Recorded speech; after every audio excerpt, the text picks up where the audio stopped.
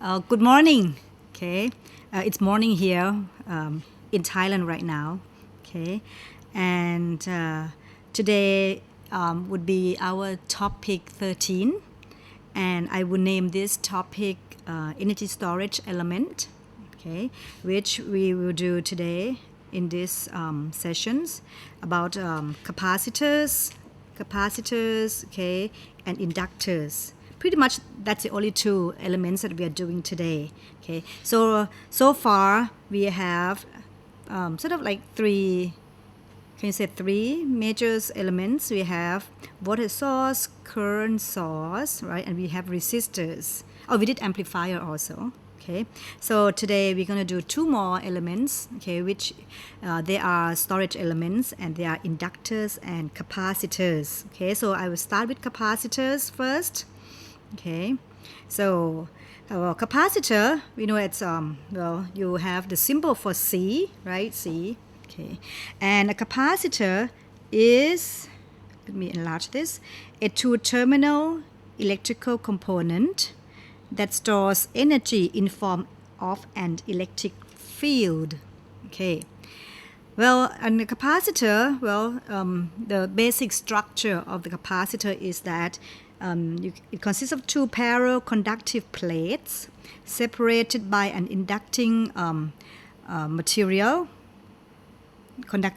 called the dielectric. Okay, and it's that's why. Okay, and of course the dielectric can be glass, air, ceramic, paper, mica, and oxide.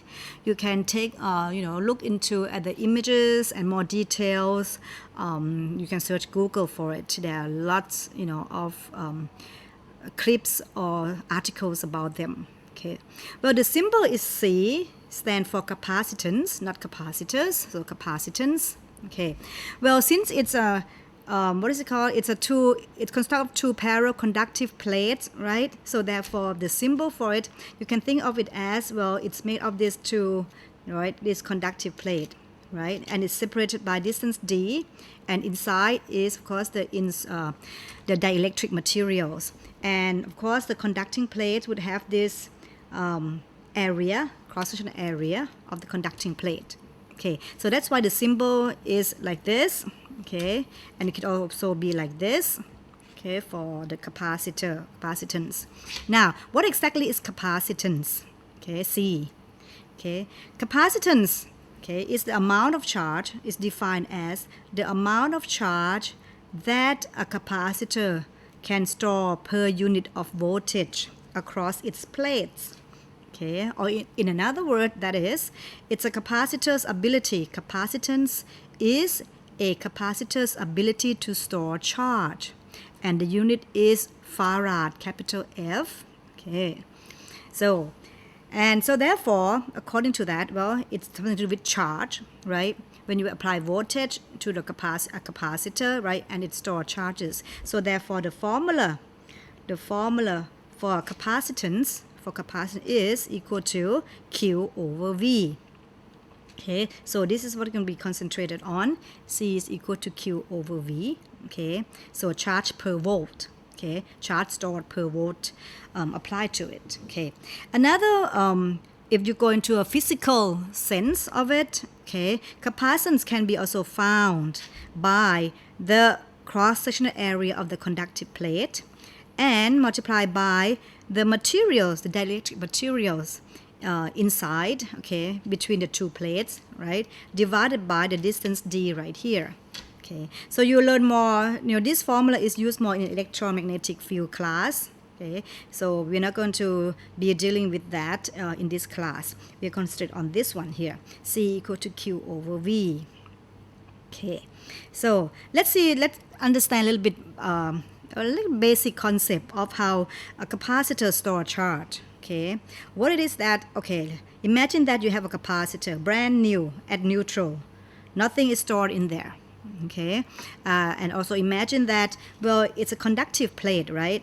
So therefore, conductive plate means it has a lot of free electrons around for that materials. So therefore, we assume that, okay, there's a lot of free electrons, on its plate. on its plates, okay, at neutral, okay, have a lot of electrons. Then what happens is that you connect it to a voltage source, simple voltage source. It's supposed to have R in there, but just do it like apply the voltage source.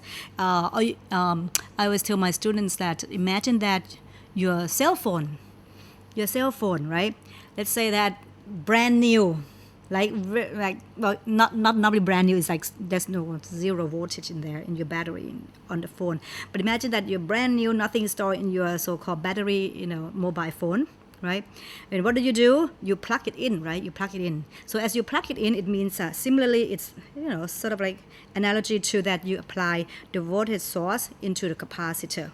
Well, right, as it's plugged in, if you look at your mobile phone, right, your battery, the old type of your old phone, the battery would like start to move like this bar would move up.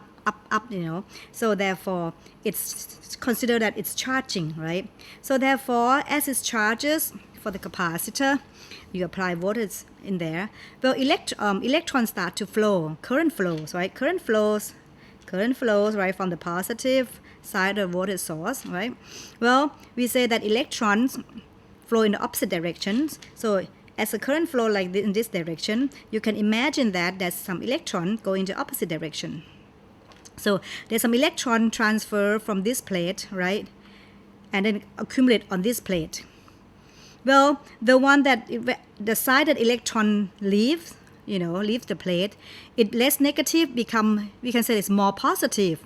So there's more positive charges on this plate on the left here. Okay, so that means that right now you have like more positive charge here and more negative charge here. So there's a voltage drop, there's potential difference, there's a voltage drop across the capacitor VC. Okay, so you keep charging and charging, right, until okay, a flow of current will stop when voltage across the capacitor is Vs. Okay, in other words, we say that when it's fully charged, okay, fully charged, your voltage across the capacitor is the same as Vs. Okay, therefore the current will stop to flow, no more current flow, right? Stop. Well, now your capacitor, okay, store charges, and as an equivalent to this value, there's a voltage in the capacitor. Okay, and then when you remove your Vs, the source, right, your capacitor, now would have Vs inside. Okay, it would have the value of Vs. Just like when you're done charging 100%, you pull your plug off from the wall, right? And now your phone, the capacitor, the battery on the phone is fully charged, right? There's some voltage in there. And then as you used it, right? As you use it over the time, right? That voltage would reduce, right? And the same thing, when the voltage is removed, the capacitor retains the charges for a period of time. If you put this capacitor connected to some kind of load, right? It would sort of like, the voltage in the capacitor would start to drain it off, right? Sort of like, lower it until it's gone, and then you have to recharge it again. So this is how the battery is charged, okay? So the rechargeable battery, the difference between the rechargeable battery and capacitor is that, the basic concept of the rechargeable battery is use chemical, whereas capacitor is electrical. And the rechargeable battery is, have slower charge and discharge, but capacitor has a faster charge and discharge rate. Okay, now, so this is a capacitor. Now let's look at the capacitors in a sense in electrical circuit. You can connect it in parallel and series also. So therefore, let's look at the value of capacitor if we connect it in parallel. Okay, so here we have, right, 1, 2, 3, let's say 4. You can, connect it to n number of n's capacitors. Okay, so C1, C2, C3, Cn connected in parallel. Okay, and if you want to combine them together, C total, if like I say I want to look here, and what's my C total? Okay, so we apply KCL, right? I total, right, come out here, and it would, divide into, give it out to I1, I2, I3, I4, IN. Okay, so therefore KCL I total equal to I1 plus I2 plus I3 plus IN. Okay, well, as we consider that current is a flow of charges. Okay, so therefore we can think of it as current represented by the amount of charge that moves. So it's Q total equal to the amount of charge that moves through C1, C2, C3, so Q1, Q2, Q3, Qn. And we know from the formula of capacitance that C is equal to Q over V. Q over V, so therefore Q is C times V. So therefore we substitute Q total as C total V total equal to C1 V1 blah blah blah blah, right? But then we got this, and well, they're connected in parallel. So the definition of things connected in parallels is that the voltage drop across the elements are equal. So therefore, if Vt equal to V1, V2, V3, you can cancel them out, and you're left with this formula. C total, so total capacitance is equal to C1 plus C2 plus C3 plus blah, blah, blah, blah. It looks like the resistance, right? So don't get confused. So capacitor CT equal to C1 plus C2 plus C3 plus Cn. Okay, so therefore, if you have these problems, you have 330 picofarad parallel with 220 picofarad. Okay, we can combine this together, and this you get that C total is 550 picofarad. So this is how very easy, okay, to find C total when connected in parallel. In series, so if you connect capacitors in series, okay, so you can see that this is your Vs. You connect it to C1, C2, C3 in series because the same current flow through it, right? I goes through, result in voltage drop V1, voltage drop V2, right? As current goes in here, so positive here, negative, current goes into positive side, negative side, right? So all the way. So you have a loop, right? You have a loop, thing connected in series. We write KVL, we add voltage together. So therefore, in this case, Vs equal to V1 plus V2 plus V3 plus V4 plus Vn, right? This. Okay. Now, since same again, well, C is equal to Q over V, so therefore V is equal to Q over C. So Vs is equal to Q total over C total equal to V1 is Q1 over C1, right? And we say that, well, the same current passed through it. The same current passed through all of the capacitors. So that means that the same amount of charges, right, run through all the capacitor, the amount of charges. So therefore, all the Qs are equal. So therefore, you are left with this formula.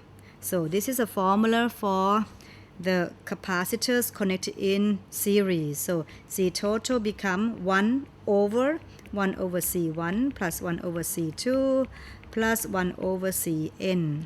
So this is your formula for total capacitance connected in series. Okay, so it's sort of opposite to resistors. Okay, so therefore, this is an example. You have 0.1 microfarads in series with 0.5, 0.2 microfarad.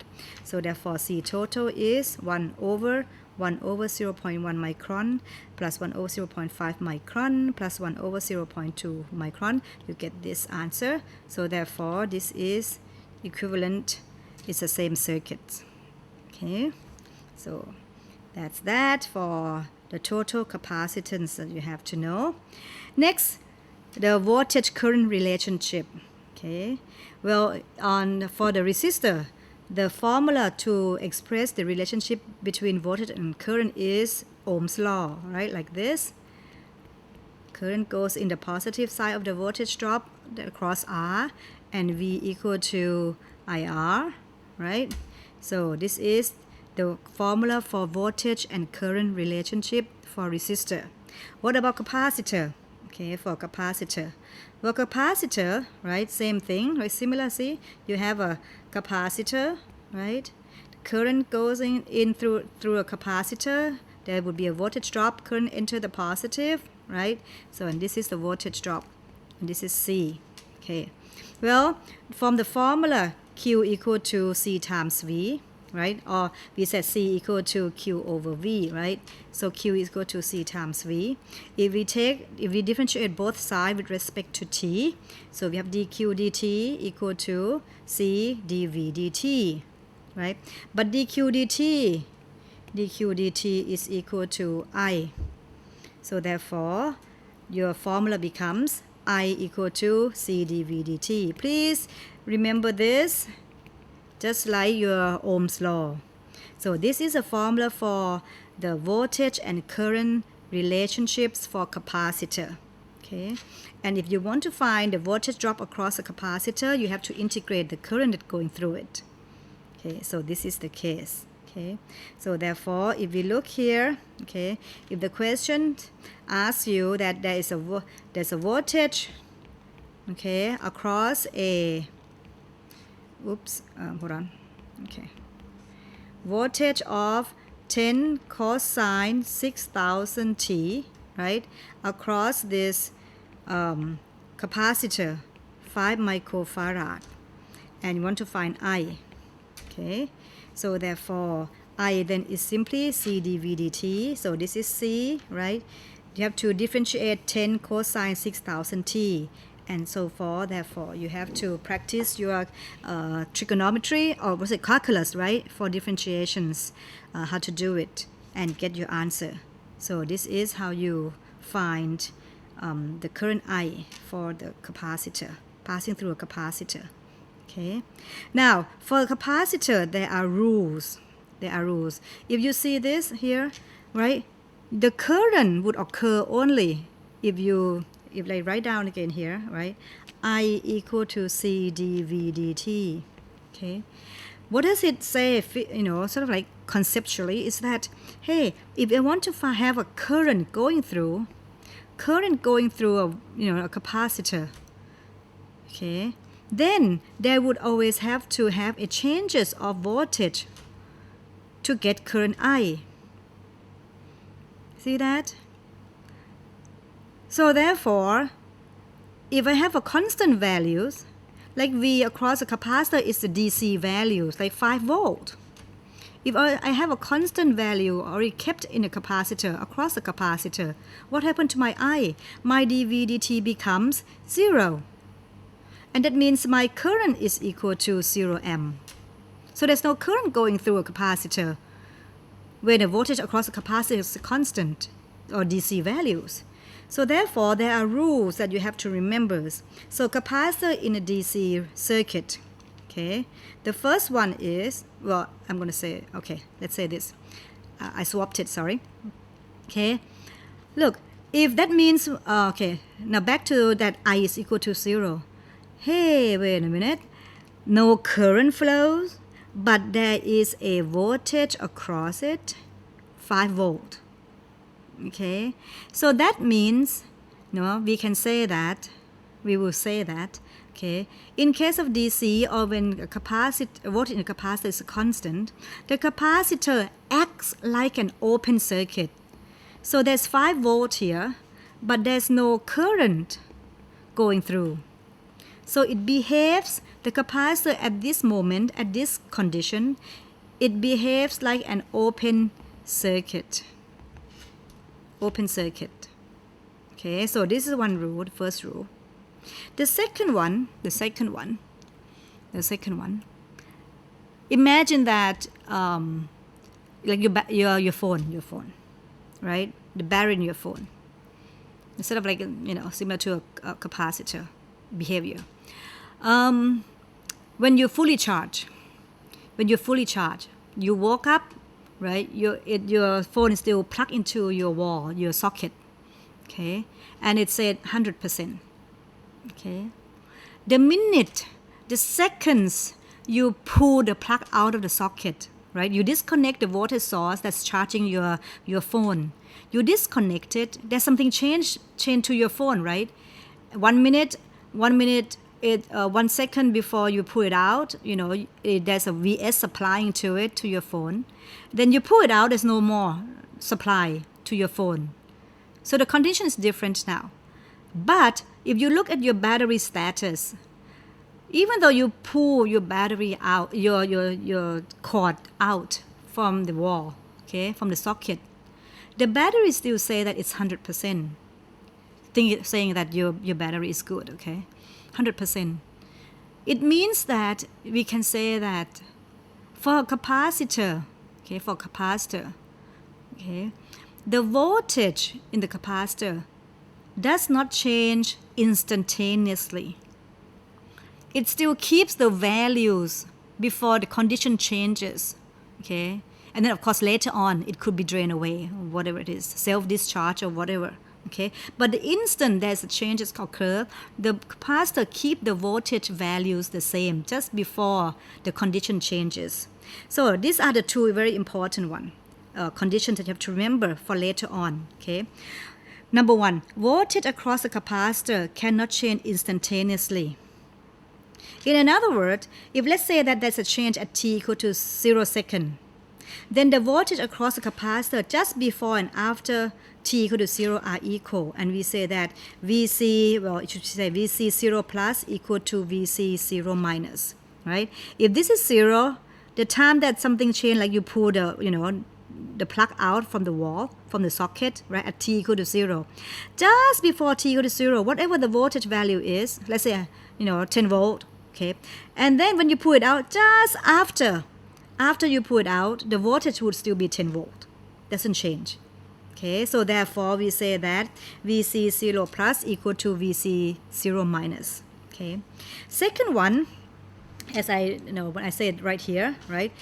When a fully charged capacitor, I say fully charged capacitor means that the voltage in the capacitor at that point is constant, okay? It doesn't change anymore, it's constant values, okay?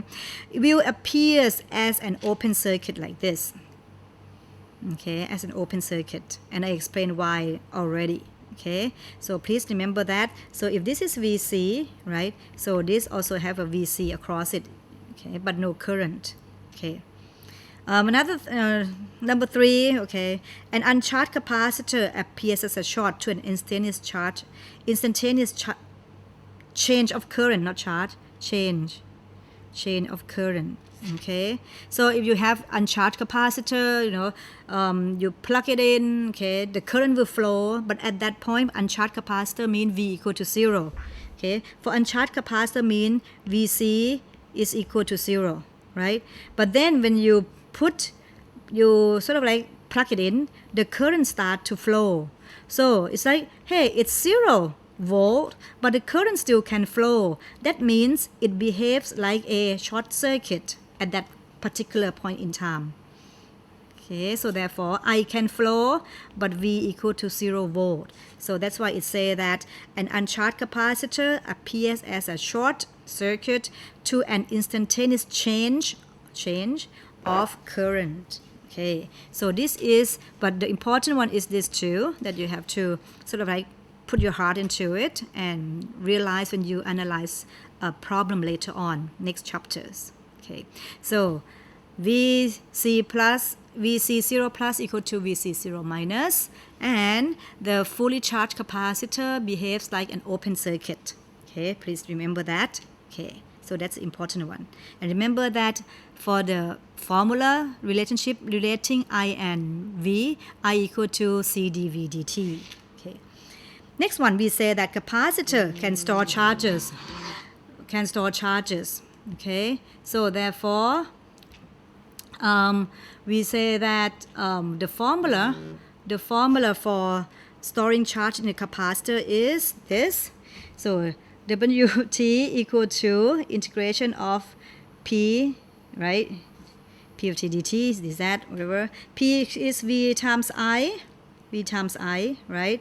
So, but I is equal to C dV by dt, right? So dV by dv by dz, because mathematically we cannot put t here, because we want to say that when z is equal to minus infinity to z equal to t. Okay, so therefore when you integrate this, you would get this formula right here for the energy stored in a capacitor.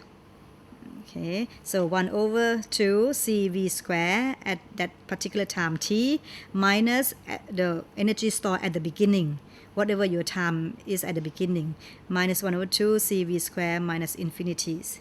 But if we say that at voltage at t equal to minus infinities has no charge in it, right? No energy stored equal to 0, then we say that our formula for energy stored in a capacitor is a half CV square. Okay, so this is the formula for energy storage in a capacitor. Okay, so you from the formula, it's sort of like implying that you must have a voltage, across the capacitor to indicating that there's an energy stored in it. Okay, so let's look at an example. Do you have this problem, right? You have a switch, you have Vs equal to 6 volt, and the initial conditions, I will say that the switch changes at t equal to 0. The sign of switch, okay, means this, okay, it would opens up, at t equal to 0, it opens in the direction of the arrow.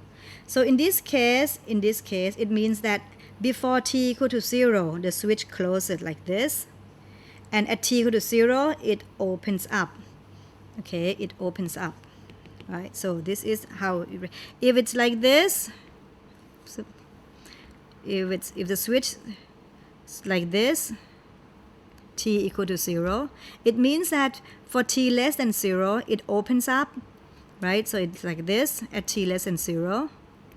And if t equal to 0, right, the switch closes down like this. So this t equal to 0 and t greater than 0, it becomes like this. Okay, it closes down with the direction of the arrow, right? So the problem is, let's see, given VC 0 minus at equal to 4 volt, I want to find VC 0 plus, okay, VC 0 plus at t equal to 0 when switch closes at t equal to 0.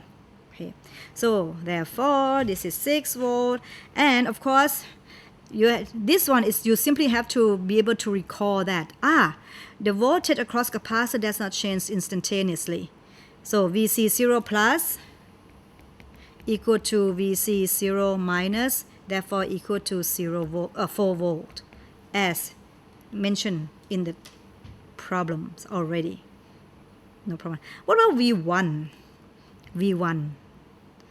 I want to know what V1 is. Okay, right? So what do you think?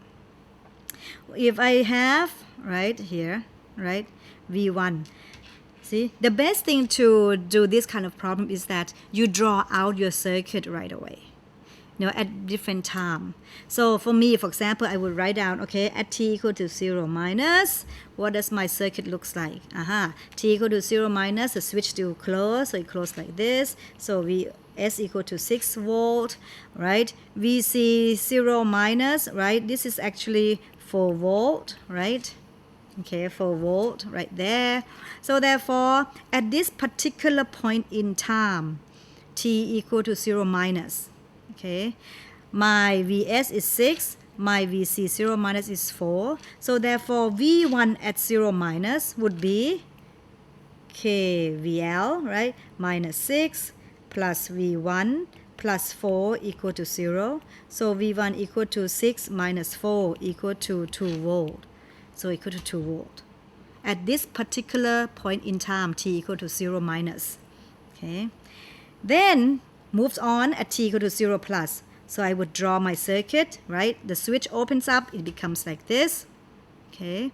Well, from this point, well, Vs is 6 volt still, right? because independent source, it will give the value no matter what's happening to the rest of the circuit. Okay, and then VC at 0 plus, from the rules, right, equal to 4 volt because it's equal to VC at 0 minus, right, it's here. Okay, well, what about V1 0 plus? Well, V1 0 plus, this is open already, so there's no current I doesn't flow anymore.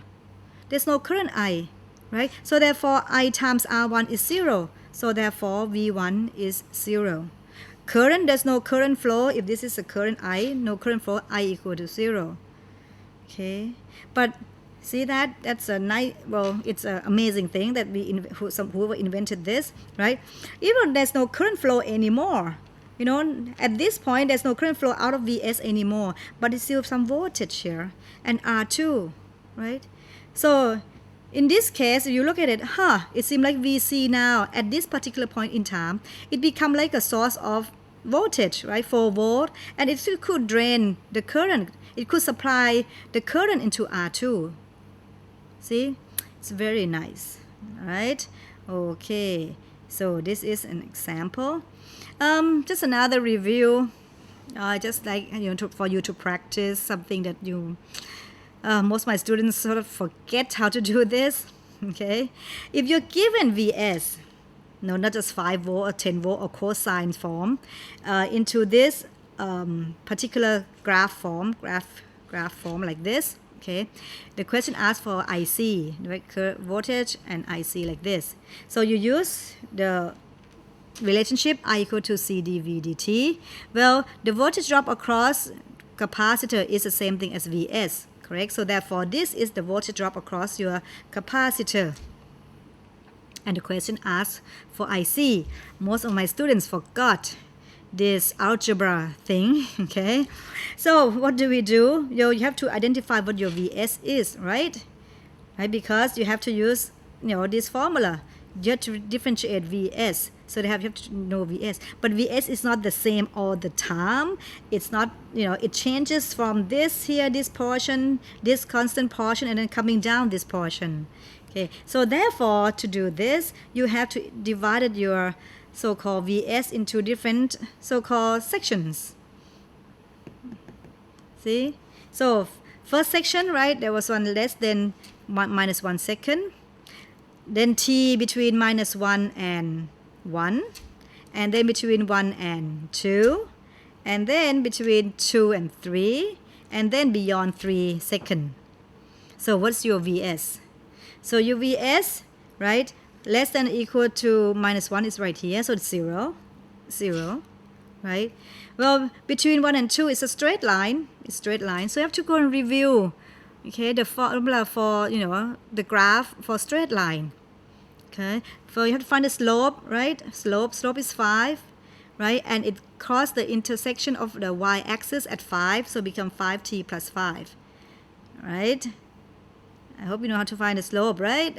Okay, just to give you a review that, you know, remember this formula, you know, mx plus c in algebra somewhere. Okay, right? M is your slope, c is where it intercepts the y-axis. Okay, so Vs between 1 and 2 is a constant value, which is 10. Okay, and between 2 and 3 is, of course, it's going down, right? Going down, so it's negative slope, and it moved from, you know, 10 to 0, right? So 0 minus 10 over 1 second, so the slope is minus 10. So minus 10. Well, I let go, you go and find out where the 30 come from. Okay, how can we find out where it extends to cut the y-axis, and at the end beyond 3 seconds Vs is equal to 0. So therefore you differentiate those, right, and you get this answer, right? Okay, I'm gonna take a break for a minute.